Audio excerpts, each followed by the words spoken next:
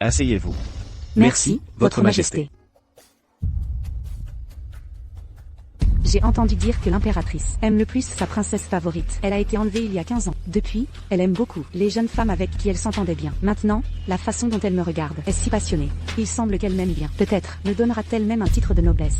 Je suis maintenant le premier érudit, et j'ai épousé la fille légitime du vice-ministre des Revenus. Votre Majesté et l'impératrice me regardent, avec admiration. Mon avenir est radieux, mes perspectives sont illimitées. Le nouveau premier érudit, Xiao Jinsheng.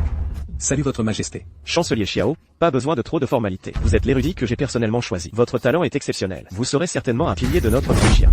Merci, Votre Majesté. L'épouse du premier érudit me semble très familière, comme si je l'avais déjà rencontrée. Merci, impératrice. Cette humble servante trouve aussi l'impératrice très familière.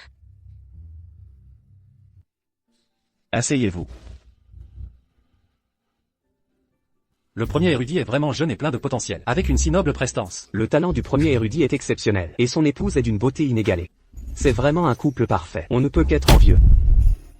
Vous me flattez trop, messieurs.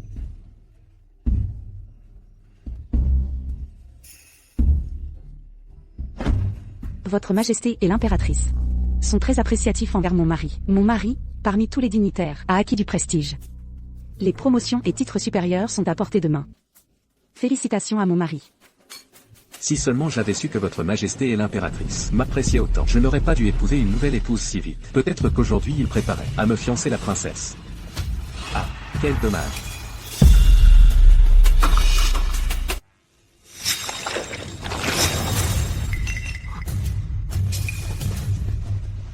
Chancelier Xiao, c'est votre première fois au palais. Vous devez être un peu nerveux. Revenez souvent à l'avenir.